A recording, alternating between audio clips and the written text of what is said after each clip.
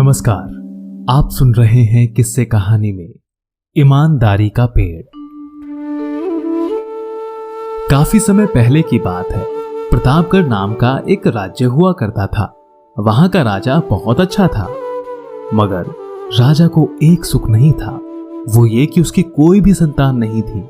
हालांकि वो चाहता था कि अब राज्य के अंदर किसी योग्य बच्चे को गोद ले ताकि वो उसका उत्तराधिकारी बन सके और आगे की बागडोर को सुचारू रूप से चला सके।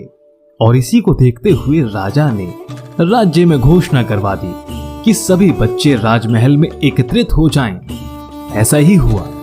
राजा ने सभी बच्चों को पौधे लगाने के लिए भिन्न भिन्न प्रकार के बीज दिए और कहा कि अब हम 6 महीने बाद मिलेंगे और देखेंगे कि किसका पौधा सबसे अच्छा होगा। महीना बीत जाने के बाद भी एक बच्चा ऐसा था जिसके गमले में वो बीज अभी तक नहीं फूटा, लेकिन वो रोज उसकी देखभाल करता था और रोजाना पौधे को पानी देता था। देखते ही देखते 3 महीने बीत गए। बच्चा परेशान हो गया। तभी उसकी मां ने कहा, बेटा धैर्य रखो, कुछ बीजों को फलने में ज्यादा वक्त लगता है। और वो पौधे को सींचता रहा। 6 महीने हो गए। राजा के पास जाने का समय आ चुका था, लेकिन वो बच्चा डरा हुआ था कि सभी बच्चों के गमलों में तो पौधे होंगे और उसका गमला खाली होगा। लेकिन वो बच्चा ईमानदार जरूर था और सारे बच्चे राजमहल में आ चुके थे।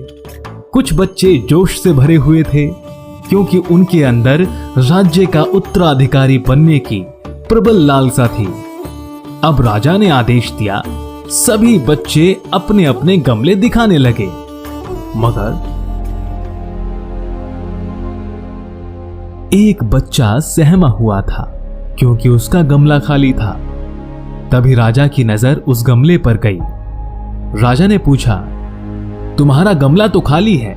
तो बच्चे ने कहा, लेकिन इस गमले की मैंने 6 महीने तक देखभाल की है। राजा बच्चे की ईमानदारी से खुश था कि उसका गमला खाली है, लेकिन वो फिर भी हिम्मत करके यहां तो आ गया।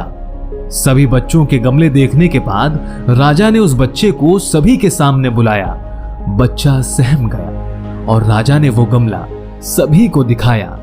सभी बच्चे जोर से हंसने लगे। राजा ने कहा, शांत हो जाइए, इतना खुश मत होइए। आप सभी के पास जो पौधे हैं वो सब बंजर हैं। आप चाहे कितनी भी मेहनत कर लें, उनसे कुछ नहीं निकलेगा। लेकिन असली बीज यही था।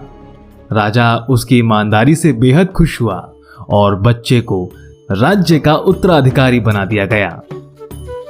हमें इस कहानी से सीख मिलती है कि अपने अंदर ईमानदारी का होना बहुत जरूरी है। अगर हम खुद के साथ ईमानदार हैं तो जीवन के किसी ना किसी पड़ाव में सफल हो ही जाएंगे। आप सुन रहे थे किस्से कहानी।